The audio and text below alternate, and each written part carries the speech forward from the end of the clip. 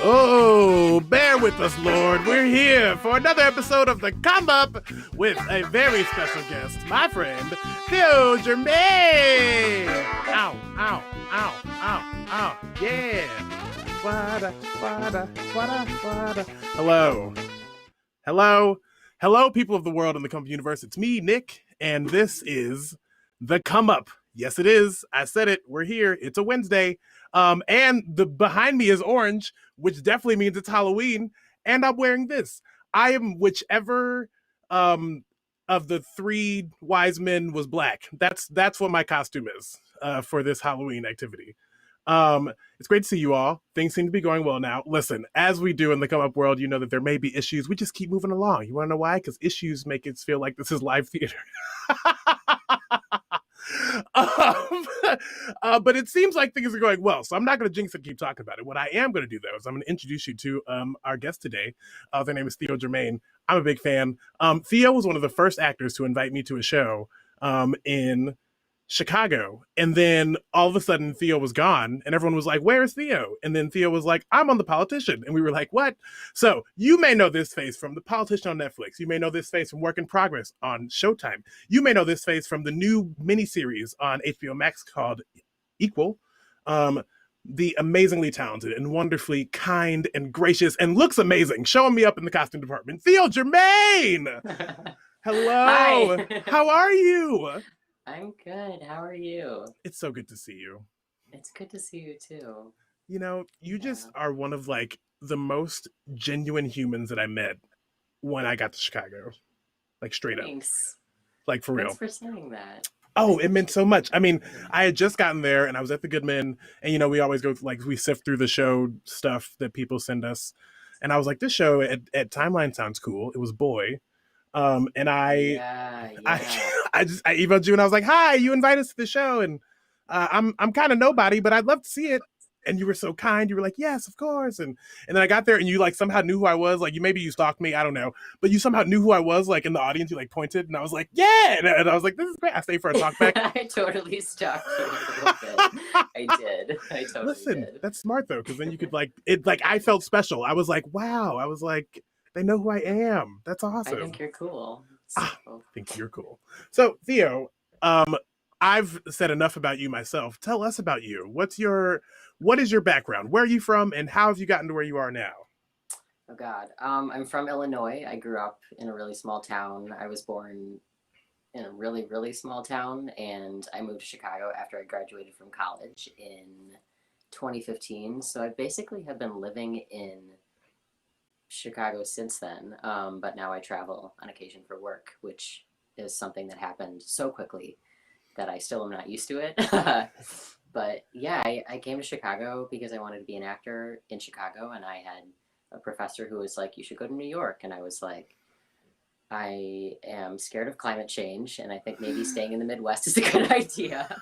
And also, and I don't trust corporations to take care of shit before it gets really bad. So I was like, I'm scared of living on the coast. And also, I was like, I grew up in such a small area that it's really easy for me to get absorbed by shit. And Chicago seemed like the right size For sure. of city for me. So yeah, I just wanted to be an actor really badly and have have a workaholism issue with it, like seriously. And so as I have learned more about how to do good with my career, I have been trying to learn more about how to not, engage in a lot of bad habits, if that makes sense. So I desperately and excitedly clawed my way towards trying to get some kind of job and trying to like do acting. Yeah, And that's not always the healthiest thing to do. That's what I try to tell people is that you gotta take a break. And I was not very good at taking a break. Still am not. But for yeah, sure. that's me. I think we're all pretty bad at taking breaks. I mean, but like it's hard to take a break though when the phone keeps ringing. I mean, you Theo, like it's you said it happened so fast, but it happened even faster for the people that weren't you. Like like you, like, Oh, like you were like you were just like gone one day and everybody was like, "Where's Theo?" And you were like, "I'm in LA." We were like, "Okay. What happened?" And you were like, "Ah, no, don't worry about oh God. What happened was I was really scared, it." Mm, honestly. Because like it's like Chicago and Los Angeles, not Chicago and Los Angeles, New York and Los Angeles, like they're taking all of her jobs. Yeah. They're Yeah. taking all of her jobs. Like, there are so many amazingly talented actors in Chicago, Hmm. and there are so many amazing queer and trans actors in Chicago. And Yeah. like, I already have like normal trauma on top of like changes that I've experienced, because of career stuff happening. But like, I just got really scared. Yeah. I didn't know how to talk to anybody. Sure. I was really mad because I was like, casting for queer and trans actors still generally sucks. Mm-hmm. It's not fair that I got this job, and I just didn't know how to talk to anybody about it. Mm-hmm. And so now I've been trying to figure out how to just be as open as I can about experiences that I've had navigating the industry, and also am trying to become a lot more multifaceted because I want to try to get other people jobs and just participate in that part as well, not just participate in the acting part. Because I just feel like there's so much mess to navigate with Mm-hmm. capitalism and art, and I'm like, I just want to figure out how to make it more equitable and participate in that in some kind of way. So yeah, I was just scared. I didn't know how to talk to anybody. I was Yeah. like, it just is very, very isolating when Mm. you have an experience like this that is really, really extreme. Um, when all you want to do is try to figure out how to get other people jobs. So yeah, it Yeah. was actually just honestly like an anxiety and an emotional sort of thing where Wow. I was like, this isn't fair, and also I was like experiencing things like I was experiencing things like I got on health insurance because of SAG-AFTRA, and Mm-hmm. a lot of people were taking care of, me in a way that I was like, whoa, like this is new. I was around a lot of people who were really, really, really rich. Yeah. And that was, yeah, so just my brain just exploded with all of these changes that happened really quickly. I can only So it's kind imagine. of freaky. Thanks. Well, thanks for sharing that. That's, I mean, and that's part of why I started doing this show is because I feel like so often we hear sound bites or we hear like small parts. It's like, oh my god, my career's so awesome. Like it's been amazing. But no one's talking about like the emotions of like I was pulled from my life to do this amazing thing, but also like there's so much that comes with that, like for yourself physically and like then thinking about like the world and like the politics of it and the equity of it and yeah. So Hmm. so thanks for sharing that. I Yeah, of appreciate that. course. Um, but I think that you did take a big step towards being a part of that work of like giving people jobs and being in Chicago and giving people jobs and a different type of show with Work in Progress, which is a show that I also got to work on with PR casting. Um, and that experience was just so amazing. Can you talk a little bit about your work in progress experience? What was it like for you to come back home, like with these new chops that you've gained, um, and to do this show here in Chicago with a very Chicago, very queer cast? Well, I actually, before Work in Progress was a TV show, it was a web series, or like just existed as a pilot. So I actually filmed what is now the first episode like 3 weeks before I got cast in The Politicians. So Oh Work in Progress wow! was just this baby web series that was really funny that people had been working on for a long time. And while I was finishing filming The Politician, uh, I got I got contacted by the people who were working on Work in Progress who were like, "Hey, we decided we wanted to start submitting this to film festivals," and it got into Sundance, and I was like, "This is a lot happening all at once. I don't really know what to do. I'm just gonna freak out about it." Yeah.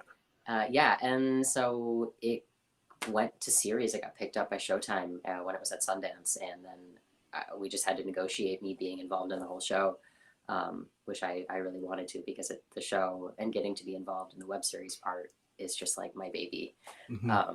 It was really cool getting to work on something so queer, and I did a lot of help with trying to figure out how to reach as many people as possible because PR casting and Work in Progress wanted to make sure that they were doing it right and just showcasing a lot of talent who hadn't gotten the opportunities yet, who just needed to be fucking showcased because they're talented.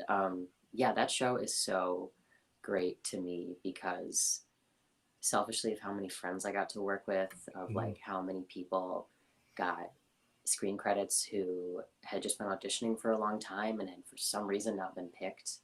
Hmm. Um, yeah, it was really, really awesome. I don't know what else to say about it, but it's just really special. And there's a lot of people that don't know about the show, uh, and Which so is odd I to want me because yeah, it was I want more people to know. So hopefully they will. But yeah, Work in Progress was awesome and queer and really fun. was that like was that a whole different set experience for you? Like coming off the Totally. politician? Yeah, it was very different.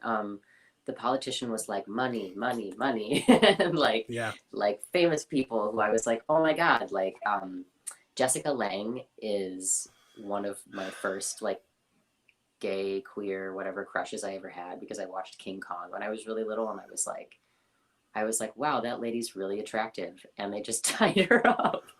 Why am I so into this? And it was like meeting her and having like these like flashbacks and being like, oh my god, I cannot believe I'm in the same room with this. It was just, it was really, it kind of felt like I was a fan and an audience member in a lot of ways. Um, Super intense, tons of anxiety. You know, there was a lot of stuff that I was like, it was a huge learning process. Work in Progress was much more like when I came back and we did the rest of the series, I really did feel like, okay, did this thing. I learned a lot, you know, and and the set was just so queer that and so small and insular that it was a different kind of family than working on The Politician. Hmm. And I got to do some things like some of my clothes in my wardrobe were used with Chris's costumes. Yeah. So there was more personal sort of things. Like I really tried to make sure I sounded like I was from the Midwest, you know, because Chris is from Kansas. So yeah, it was much more, it was closer to me and easier, you know, to play a character like that instead of a character like James. Um, yeah, For very different sure. experiences, but a lot of learning. Yeah. And Equal, which just came out, was even smaller because I filmed one day, and it was right before Shelter in Place started, and I had to fly to Los Angeles before everything shut down, but everything was almost shut down. Mhm. Um, so yeah, so I guess a lot of the experience that I've had has been queer in various degrees, if that makes sense. No, for Yeah, a lot sure. of different experiences. Learned a lot from every set that I've been on. Learned so much from the other actors that I've worked on or worked with. Yeah, yeah, Yeah. that answers the question. It definitely did. Well, and so speaking of equal, like what's like now that's like the third major project. It's a smaller set. You're feeling more comfortable on set. Like what's something that you learned from being on the equal set? Ooh, um, I really learned that I like doing period pieces Mm, because I had a small scenelet that was, I think it was supposed to take place in like somewhere between 1920-ish and like 1940-ish. mhm, And that was just really cool. I think that queer and trans people are just generally excluded from projects unless it's a very specific thing. mhm. You know, this was a very specific thing. But I was like, this was fun. I want to, you know, I want to do something where I get to look like it's the 1700s and it's something, you know, about something. That would be really cool. I also just learned about other creatives who I didn't know about. The director who worked on my episode, her name is Kim Reed. She's a really amazing director. She's a Mhm. trans woman, and she's just like doing cool projects and living her life. And I think that what it kind of helped me suss out a little bit was in the industry, there's so much um, inspiration porn, and there's so much like, here's this Mm, one queer or trans or ABCD person who excelled. Um, and working on a project where I was working with people that I really looked up to as an artist when I was younger.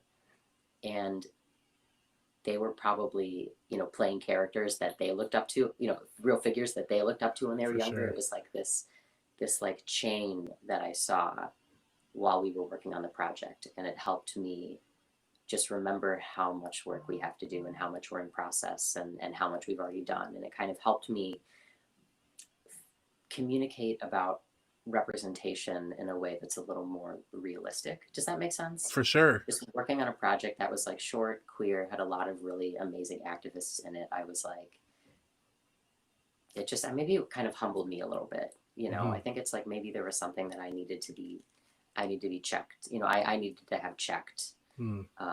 Just because there's so much to navigate with career stuff. Does that make sense? I think I'm Totally. trying to say that maybe it just matured me a little bit. Yeah. No, I love Um, that. Well, and I yeah, think especially having that right before everything shut down, like I think we're yeah, learning that our art, our work it has to be having all of those conversations that you're talking about. Okay, and so this is the part where I use my philosophy minor and I ask lofty questions that you don't have to answer for sure.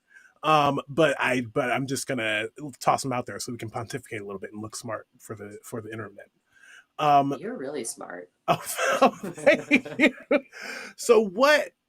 So we talked about queer and trans representation and like how it's always this very specific thing, and even in casting, that's been especially when you enter like the binary conversation, like it's because what does someone that's not on the binary look like, and Hollywood's decided what that person looks like, but that's not necessarily what the world like what is.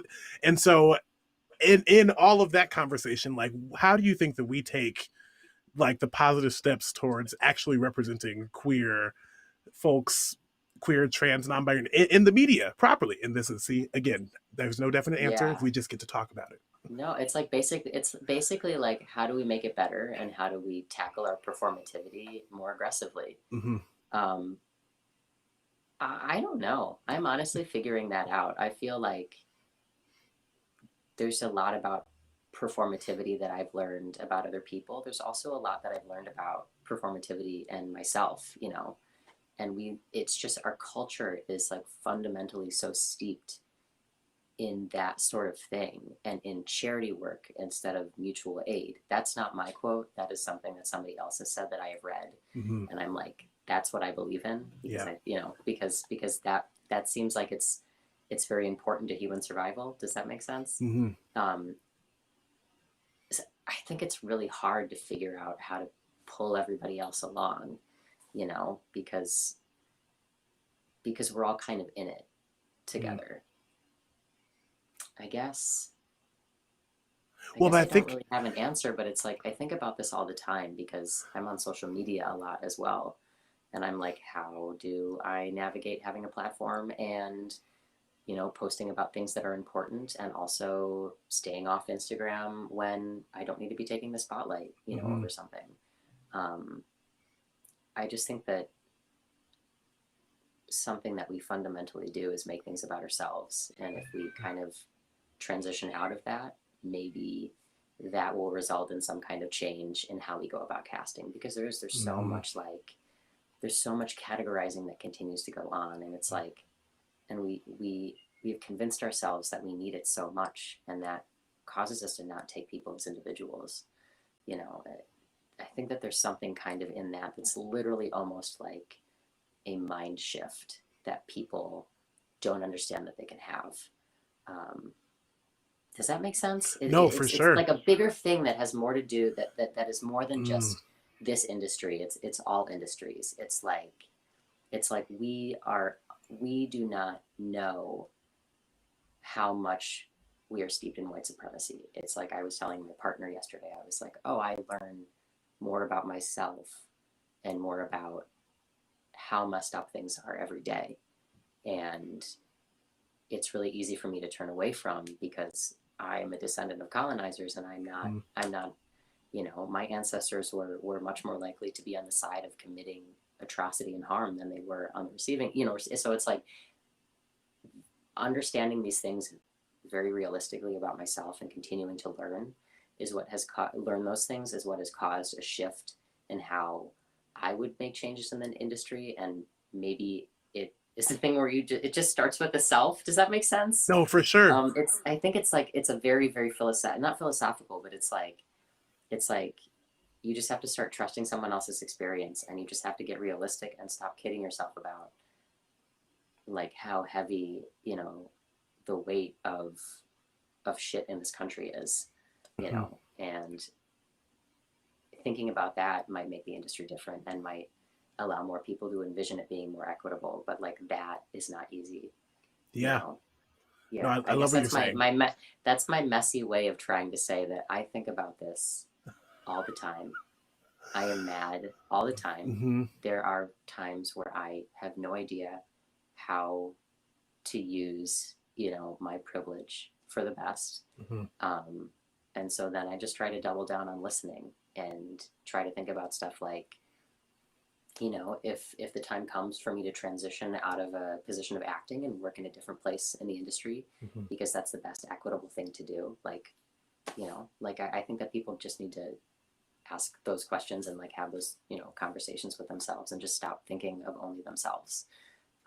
Because we're just conditioned to do that and do that and do that and do that. And I'm going to continue to rant because I have a lot of feelings about this. I mean, not just about acting. But it's so good. I mean, it's so good. Like you have to look inside first. You have to do that internal journey. And I love that stolen quote you used of not charity work but mutual aid. I don't know it's a lot of people who talk about that, and I just learn a lot. I learn a lot from people, who have very different ancestry than I do, and it's like you just have to constantly get your head out of your own ass. Yeah. And listen, and like it's gonna be ugly and uncomfortable, but it's like, do you want to change or like do you want to not change? It's all it's all tied into everything. That's what it is. Do you want to change or do you want to not change? It's simple. It's that simple. Yeah, and it's like I'm saying this, and I'm like, yeah, I figured this out, but it's like, no, I still deal with this every day because that's what it is like to navigate being in a process and like understanding that allyship is not about a stamp, but yeah, it's all in there. It's all in there. Yes. Oh my goodness. It is all in there. You said all the things, the internal work. That's the part people miss. I've been saying so often, people want to do the workshops. They want to invite someone in to be like, here's how you can be better. Here's how you can not be transphobic. Here's how you can not be racist. But they're not looking inside to be like, what am I actually needing to decode? Like, I just took the class and got the certificate, right? Like, so we're good? No, you're not good. Like, there's a lot more decoding and deprogramming that we have to do, and it is a constant struggle. So, no, you hit it right on the. You were like, that's the nail. That's the nail being hit on the head. Thanks. Okay, so your costume is amazing. Thank you. We were both talking about how we just like found things around the house, and like my finding something around the house is like throw in this thing, and you're in a full situation. I knew. So I messed up. So when I invited Theo on the show, I was like, I bet Theo loves Halloween. And so we should wear Halloween costumes. And then I remembered that I don't do Halloween costumes. Like I've always been like in the belief of like I wear costumes for a living, so people should make the costumes. I don't have to like do like. So then I was like, what did you do, Nick? Like what? Like, but then I was like, well, Theo's the guest, so I guess Theo can win like that game and like be like. But you said you just threw this together from things around your home. Like why do you love this holiday so much? And how are you celebrating safely? Oh God. Well, first, I've always loved Halloween just because I like wearing costumes a lot. And really, honestly, the more I think about it, I got really, really, really, really, really obsessed with movies and a lot of characters when like shit went bad in my childhood. Because it went pretty bad pretty quickly when I was pretty young. And I just think I think all of that was just like about, movies and like characters, and like I wanted to do costumes and I just wanted to pretend and like saw myself in characters all the time. So I don't know. I just really like wearing costumes and putting makeup on. I just like expressing myself that way. And that's probably why I'm an actor. Yeah. Well, yeah, and you can breathe fire. It's really like nothing profound. I also, it's not. It's like I just like putting on makeup and costumes. Yeah, no. I mean, I if you want to be more philosophical about it, I guess Halloween and costumes and all of that shit is fun because it's like we're only given one life, and it's fun to like play pretend, and have other lives in this life. It's like we are on a rock floating in space, and I don't know how I feel about God. So in the meantime, yeah, I'm just gonna play. Wow. But I really like I stopped kind of doing it and started only doing it for work. And I decided that I'm really interested in cosplay, and so I've started kind of making a short list of characters that I really want to do. and Edward Scissorhands is one of them. So I was like, I could maybe sort of figure out how to do this today, like with shit. So yeah, so I've not done makeup literally like this in probably almost 10 years. So this is me practicing really hard. Yeah. For the come up. Trying to remember how to like do makeup and art and shit. Yeah. Oh, this is these an are all just exclusive. leather harnesses that I put on that I had. Oh, there are multiple leather harnesses. Okay, that's how you got the texture. Okay, nice. See, yes. We love it. I'm obsessed. See, I was cool with the first answer, but then you got I like when you get philosophical. That's great. That's nice. Well, Theo, I'm so grateful that you came here to chat with me and the people today. I just like you're so kind and genuine, and like you know that like stepping out, like no matter who you are, that like stepping out of your own way is like stepping out of the way of progress. And I just appreciate you so much for that. And you use your platform beautifully, and I just think that I don't want to add any pressure to your life, but you're an icon.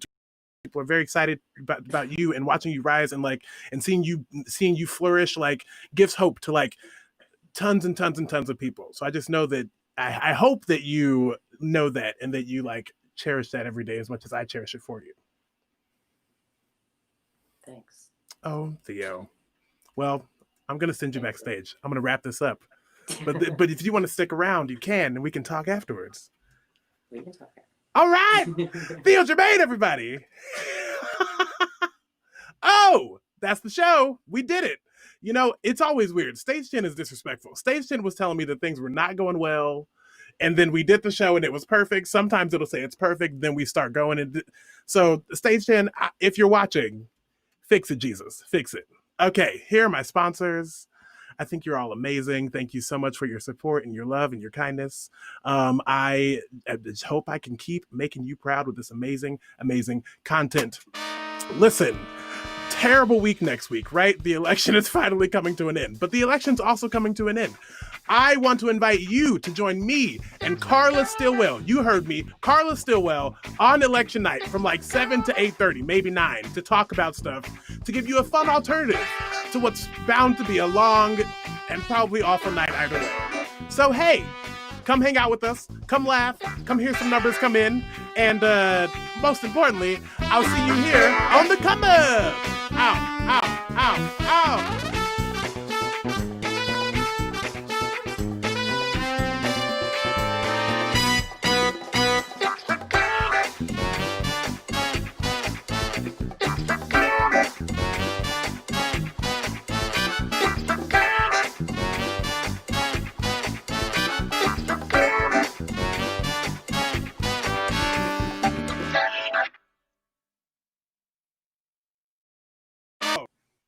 We're out.